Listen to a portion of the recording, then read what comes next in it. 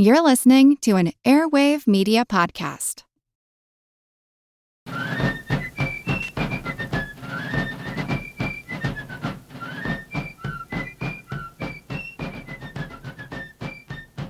Hello, and thank you for joining the American Revolution. Today, episode 97, A Coup in Philadelphia. So far in my story, I've not given much focus to Philadelphia beyond discussions of the Continental Congress itself, which was of course located there. The city plays a key role in the revolution beyond simply hosting Congress. I touched on this a little when I talked about the adoption of various state constitutions, but it is such an important topic that I thought it worth devoting an episode to how a political coup in Philadelphia turned Pennsylvania from a conservative colony that leaned Tory into a radical state that looked much more like New England, all in a matter of weeks. To understand this change, it's important to understand the Pennsylvania politics of the time. Before and during the Revolution, Philadelphia was the largest city in British North America. Pennsylvania was one of the last colonies to be created in America, and the only one not touching the Atlantic Ocean. It was mostly an inland wilderness. Despite its late start and geographic limitations, it quickly became a major trading center with a large and growing population.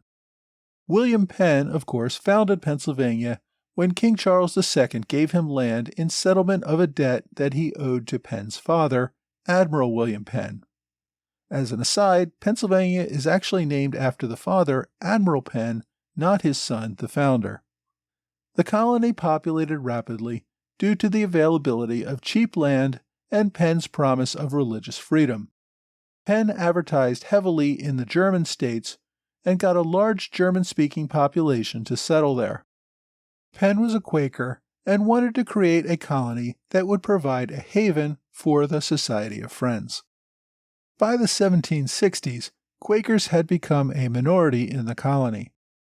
The Quakers, however, dominated the colony's politics, mostly because they never altered the voting districts to account for changes in population. The areas in and around Philadelphia, where most Quakers lived, held a disproportionate number of seats. During the French and Indian War, many Quakers had left government not wanting to participate in a war which violated the pacifist tenets of their religion. During this same period, a political split divided the colonial leadership. William Penn's son, Thomas, had become proprietor after his father's death in 1718. Thomas never really got along with the Quaker leadership, and in 1751 he moved back to England. He converted to the Anglican Church a few years later.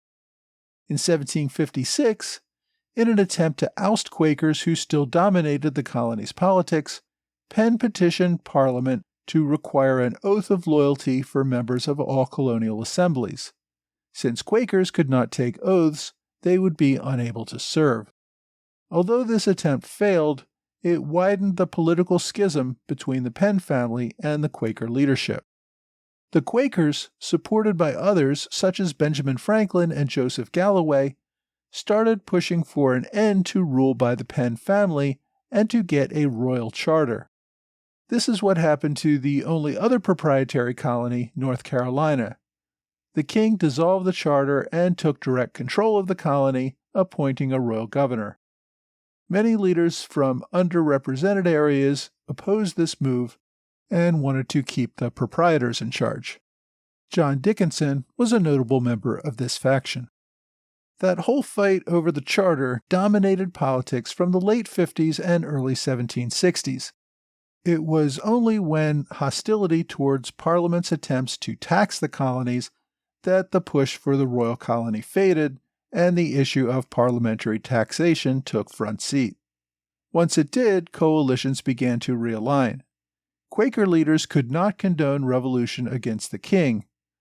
Others in the Royal Colony Coalition jumped into the tax protest movement wholeheartedly. One of those men was Charles Thompson. If you've heard of Thompson ever before, it was probably as Secretary of the Continental Congress. Before he had that job, he was an active radical leader in Philadelphia politics. And Thompson is really an interesting character who largely gets overlooked, so it's worth giving him a little background. Thompson was born in Ulster, Ireland in 1729. His mother died when he was around 9. His father took his 6 children to Pennsylvania to begin a new life. His father, though, got sick and died during the voyage. Charles and his siblings got distributed to various families, possibly as indentured servants. Charles ran away after learning that he would be apprenticed to a blacksmith. He wanted to get an education. With the assistance of his brother and some others, he enrolled in a school at the New London Academy in Pennsylvania. There he received a classical education. At the age of 21, with some assistance from Benjamin Franklin, Thompson began work as a tutor at the Philadelphia Academy in 1751. He followed Franklin into the anti-proprietary political faction. During the French and Indian War, he served as secretary at the negotiations for the Treaty of Easton. Afterwards, he wrote a book, An Enquiry into the Causes of the Alienation of the Delaware and Shawnees Indians from the British Interest. Thompson strenuously opposed the proprietors' Indian policies. He thought they would only lead to future wars between the colonists and native tribes. Thompson really began to radicalize after the passage of the Stamp Act in 1765. He became a leading organizer of the Sons of Liberty in Philadelphia. In October, he was part of a committee that visited John Hughes to convince, some would use the word threaten, Hughes to resign his appointment as stamp agent for Pennsylvania. Thompson was active on committees of correspondence, which helped to get him known to patriot radicals across the continent. During the tea crisis, he worked with locals Joseph Reed and Thomas Mifflin to prevent any merchants in Philadelphia from receiving any tea from East India Company shipments. Unlike Boston, Philadelphia radicals were able to get the ships to turn around and sail back to London. Philadelphia, therefore, avoided the wrath leveled at Boston for destroying tea. Even so, Thompson continued as a radical leader in 1774, fighting against the coercive acts by helping to organize petitions and boycotts. His radical leadership caused John Adams to refer to Thompson as the Samuel Adams of Philadelphia. Thompson was also part of the conspiracy I discussed back in episode 43 to get the conservatives in Pennsylvania to agree to host the First Continental Congress. As a well-respected patriot with good writing skills, but not enough stature to become a delegate, Thompson became the first recording secretary for the First Continental Congress. He would continue in that role with the Second Continental Congress and the Confederation Congress all the way through until 1789. So in early 1776, Thompson, as secretary, had full knowledge of everything happening in Congress, but he was also still a local radical leader in the city, with mobs of patriots available as needed. In the colonies, royal governors had suspended colonial legislatures that had tried to engage in activities against Crown policy. This had led patriots setting up shadow provincial legislatures in defiance of royal authority. Pennsylvania never had that problem. The proprietary governor, John Penn, did not prevent the assembly from meeting. He kept a low profile and mostly allowed politics to follow its own course. The Pennsylvania Assembly itself remained pretty conservative. The Quaker leadership stressed as part of its religious foundation that they should not resist government policies or question the leadership in London. At most, colonists should submit petitions requesting changes. Trade embargoes and other efforts to force policy changes were simply unacceptable.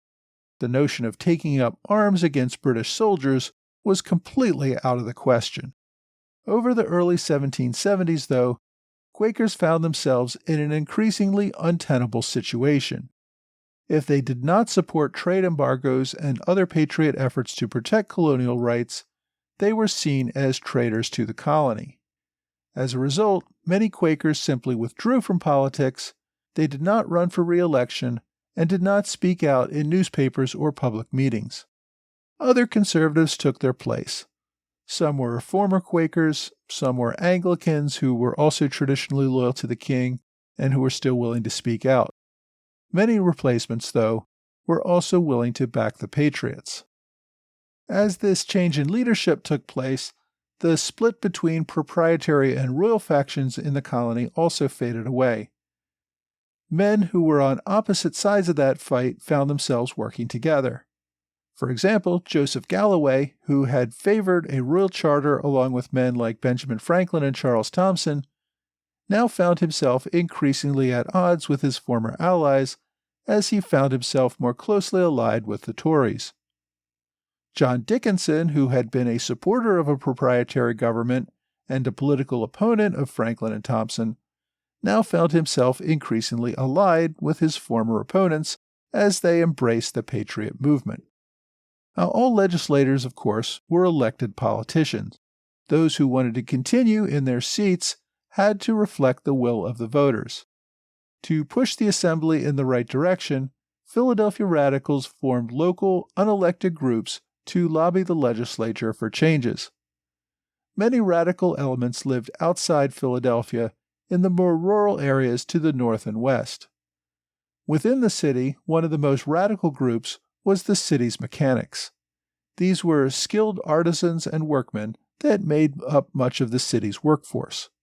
They were already organized into trade groups. Under the leadership of Charles Thomson, they spoke loudly in support of trade embargoes and enforcing them on the merchants. The mechanics also used their political power to demand the creation of increasingly larger committees. There was the Committee of 19, then 43, then 66, and then 100. These committees sought to create a more reasonable political balance since the assembly was still unfairly weighted in favor of conservative districts in and around Philadelphia. The committees focused on enforcement of trade restrictions, using mob pressure to intimidate or punish those who refused to comply. After Lexington and Concord, the committees began to form armed militia. Unlike New England or the southern colonies, Pennsylvania had almost no militia tradition. What little they had existed in local communities on the western frontier, where Indian attacks posed much more risk. Even these militia did not normally receive much support from the Quaker government back east. In April 1775, news of fighting in Massachusetts resulted in groups, most prominently the mechanics, demanding that the colony form militia units in defense of their rights. The Committee of 66 took an active role in organizing and training active militia. Within weeks, the Patriots had 30 new militia companies. The committee requested that the Assembly allocate £50,000 in new currency to fund the new army. The Assembly had funded militia in the past. In the 1750s, it had allocated for defense of Western territories before and during the French and Indian War. Using militia, however, in obvious defiance of royal authority would be far more controversial. Now, it's not like the Assembly was entirely loyalist. Around this same time, the Assembly rejected the governor's proposal to accept Lord North's compromise offer, something the Continental Congress had already rejected. Even while it rejected diplomatic compromise, the Assembly was not quite ready to hand over £50,000 to an extra-legal committee that was forming its own army. However, it did agree to allocate £2,000 for expenses already incurred and another $5,000 for future costs. The Assembly did seem willing to accommodate at least some Patriot demands. Well, funding aside, there was some fighting between the radicals and moderates in late 1775 over the militia. Radicals viewed paying a small subsection of the colony to remain in ranks for an extended period of time as a standing army. That, of course, was a sign of tyranny. They argued that all able-bodied men in the colony should be required to participate in the militia.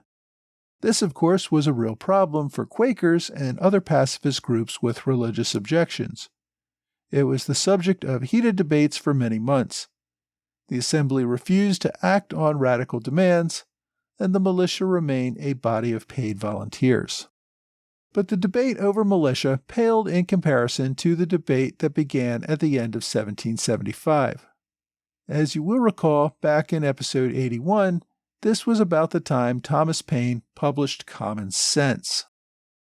The debate over independence became the topic of discussion in Pennsylvania, as it was in all the other colonies. The issue of independence seemed to upset many Quakers even more than the idea of universal military service. On January 20th, 1776, the Society's elders issued a public declaration which said in part, "The setting up and putting down kings and governments is God's peculiar prerogative, for causes best known to himself, and it is not our business to have any hand or contrivance therein, but to pray for our king and the safety of our nation and the good of all men, that we may live a quiet and peaceful life in all godliness and honesty, under government which God is pleased to set over us." There was no way to finesse or compromise on independence. There was no way the Assembly would support it. Independence horrified Quakers and other conservatives in the state. It formed a split among the many solid patriots. Leaders like John Dickinson and Robert Morris have been outspoken advocates of strictly enforced trade embargoes and creating militia. But even they balked at independence. These were men who thrived under the colonial system. Many feared they could not defeat Britain militarily and would be hanged as traitors. Even if Pennsylvania did somehow win independence, they had no idea how much chaos and disorder would arise from the lack of a central government to keep these crazies in line. The hardcore radicals, however, pushed even harder to get Pennsylvania to support independence. The Patriot Committee of 100 still contained a mix of leaders across the political spectrum. In February, Patriots held elections for a new Committee of 100. This committee was made up of many more working-class patriots who were much more enthusiastic about independence. Many more moderate patriots like Morris and Dickinson got kicked off the committee. This new radical Committee of 100 began making more demands on the legislature for militia funds and for support for independence. The Assembly, however, would not roll over. The committee did get them to agree to some redistricting, giving some western and more radical districts more representation in the Assembly, but it was still not enough to get a majority to support independence in the Assembly.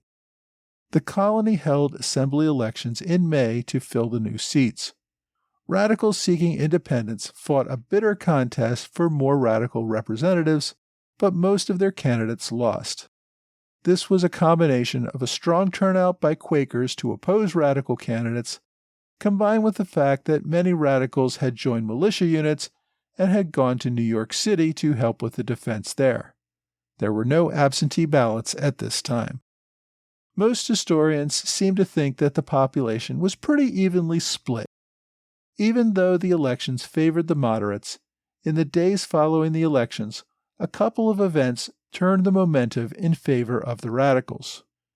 First, Pennsylvanians received word that King George had hired 20,000 mercenaries to crush the rebellion.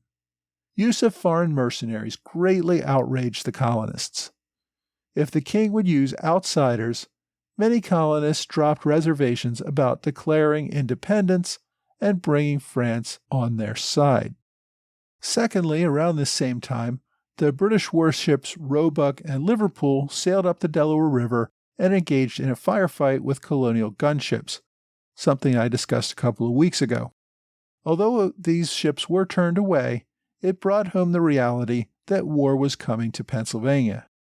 Sensing momentum on their side and unable to get the Assembly to act, the radicals tried another tactic. On May 20th, a few days after the Continental Congress passed a resolution for colonies to form new governments, 4,000 radicals appeared in front of the State House, what we today call Independence Hall. While the Continental Congress was meeting on the first floor, the Pennsylvania Assembly was meeting on the second floor. The radical mob, which listened to speeches by some radical delegates, including Thomas McKean, wanted not only independence, but a new government for Pennsylvania. They called for a constitutional convention to replace the Assembly. The Committee of 100 then called for an election of delegates to this convention. On what legal basis did the committee have for this? Well, none really. They were simply counting on the people to support it and for the government to have no power to obstruct it. Although momentum seemed to be in favor of the radicals, the leaders set up the convention to ensure the result they wanted. First, they gave equal representation to each county. This gave far more power to the less populated western counties where radical sentiment was far more popular. Second, they required all delegates to forswear allegiance to the king and to support whatever government the people chose. Third, they opened up voting to any male over the age of 21 who had been assessed for taxes. With no minimum property requirement, this increased the voter pool from 50 to 90% across the state. The Assembly, seeing this attack on its power, appointed a committee to evaluate whether they should change their instructions to the delegates on independence. The head of this committee was none other than John Dickinson, himself a delegate and one of the leading opponents of independence. The new instructions were muddled. It did not require the delegates to oppose independence, but did not require them to support it either. Since the majority of the Pennsylvania delegation still opposed independence, it did not seem to change the outcome. Clearly, though, the actions of the Patriots to create an extra-legal convention and force their issue, despite having lost the recent elections, made this change possible. By July, the delegation was still 4-3 against independence. We'll see how that plays out next week when I discuss the Continental Congress's vote on independence.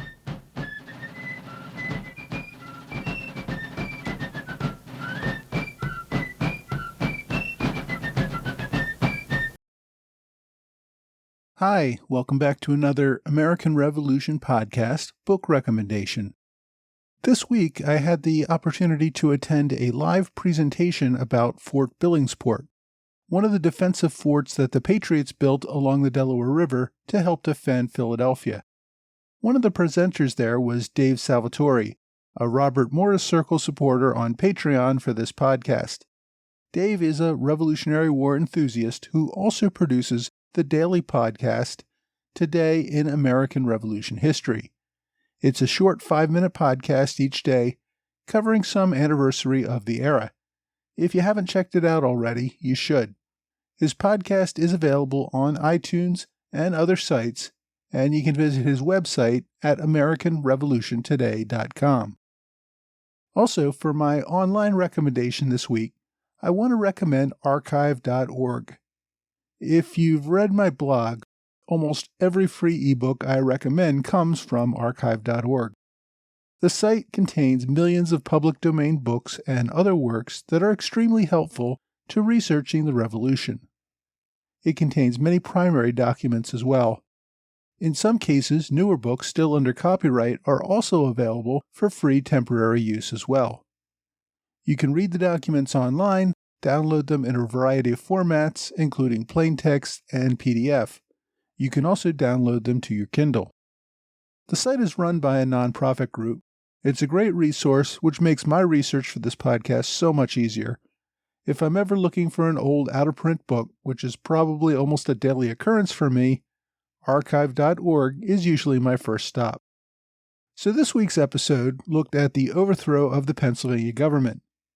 This change was absolutely critical to getting the colony on board for independence.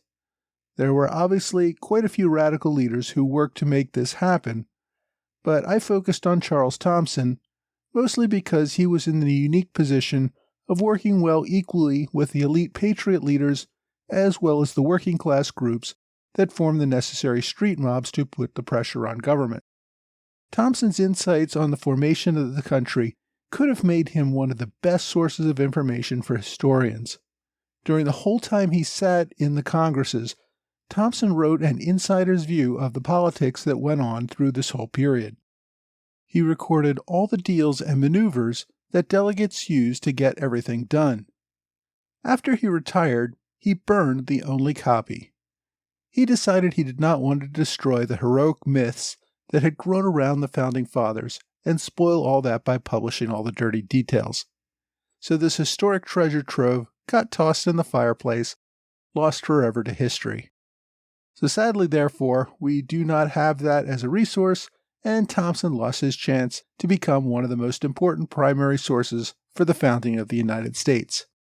Nevertheless, some historians have made an effort to delve into the world of Pennsylvania colonial politics to see how this change took place, overthrowing the loyalist elites that controlled the colony and putting in place one of the most radical revolutionary governments in North America.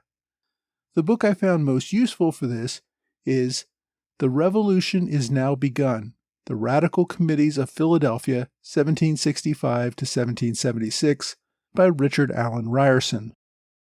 This book, published in 1978, takes a close look at the demographics and other details of Pennsylvania's changing leadership and how radicals were able to push their way into power. The book reads more like a college textbook than an easy-read book meant for more popular consumption, but it is well researched and has many interesting details and statistics to explain what happened. Ryerson is an independent scholar who worked at the David Library of the American Revolution for many years. He also spent a great many years managing the John Adams papers.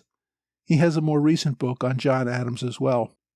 His book, Radical Committees of Philadelphia, is not too long, just over 300 pages, 50 of that being appendix and index.